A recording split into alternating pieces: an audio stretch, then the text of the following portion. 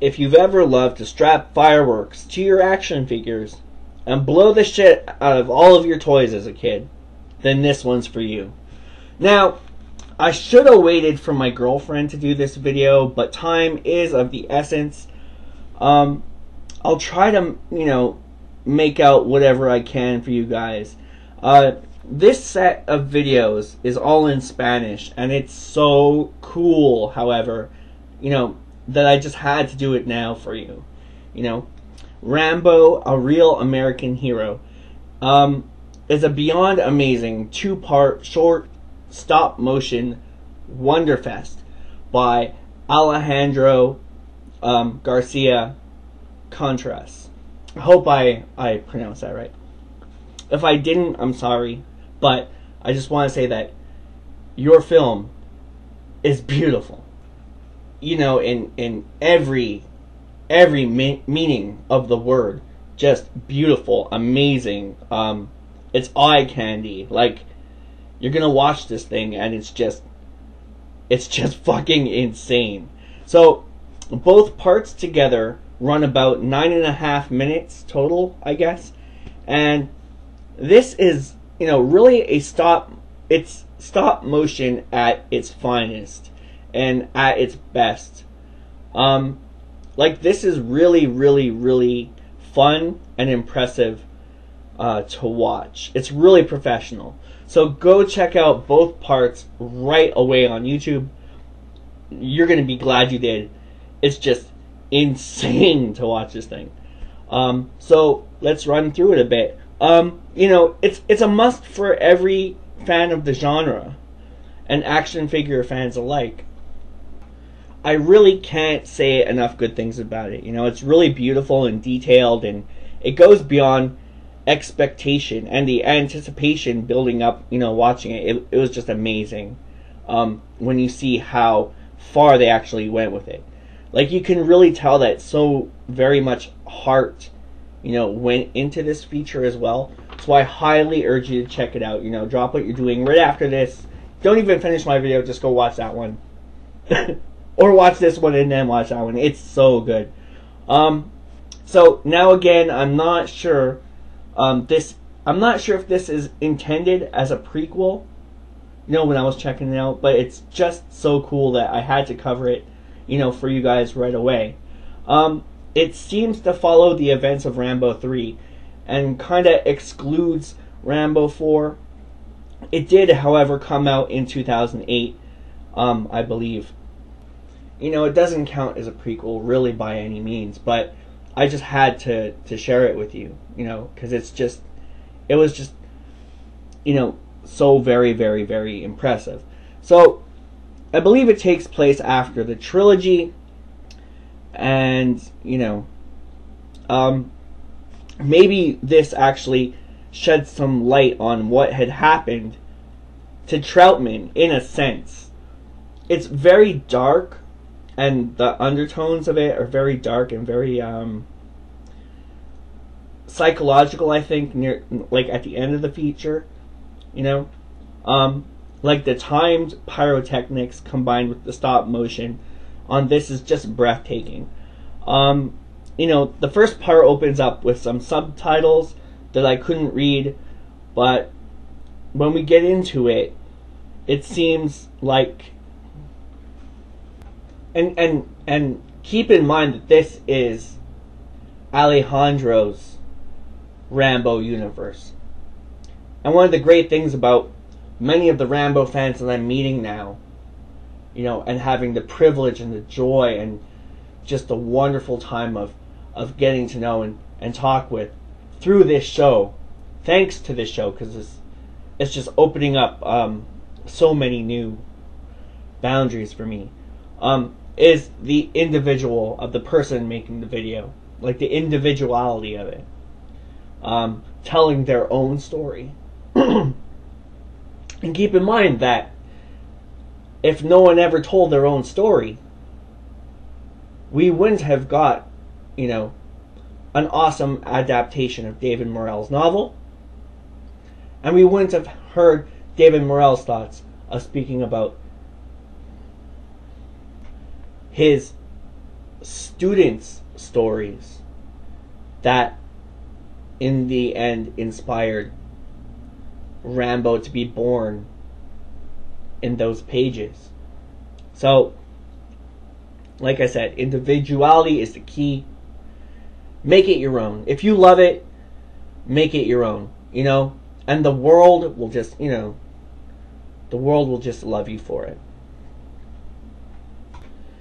You know, when you think about it, all the integral little steps, you know, taking one step at a time, having to almost move everything on the set one frame at a time.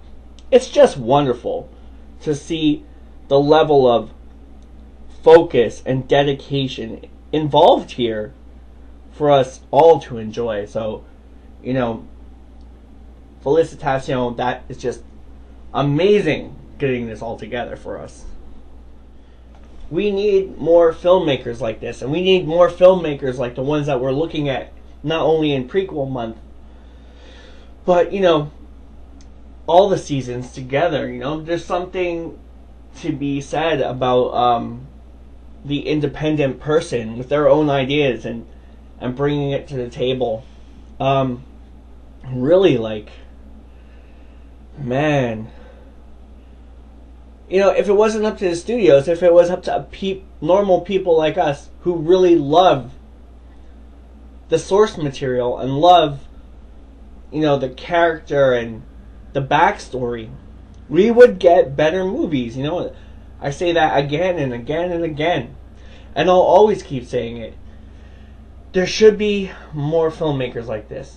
Like, if this movie was made into a full-length feature, there is no doubt in my mind that it would make millions. Like, millions and millions and millions. And, you know, it's just, the level of creativity is astounding. It's really just something else. I really hope a lot of you go check this video set out by Alejandro. And not only that, but the other videos on his page, you know, the same kind of dedication. The same level of dedication. Like, stop motion genius, still photography. It's just brilliant. It is brilliance. And, you know, we gotta see more stuff like this. I want to see more stuff like this because it touches a special place in my heart. And it brings us back to practical.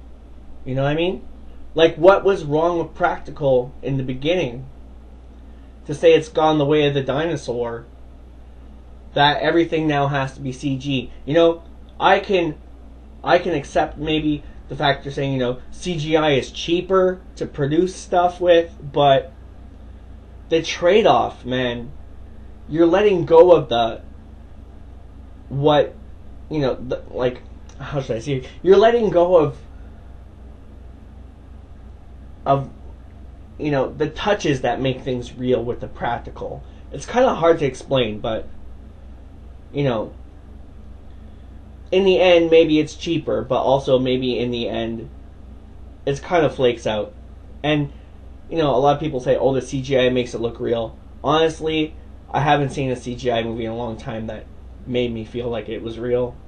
You can all disagree with me and send me hate mail, but that's how I feel, you know?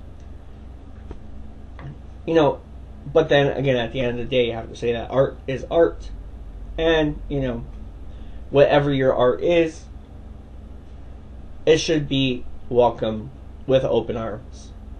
But I'm just saying that CGI has been so much over abused that it's killing the industry, in my opinion.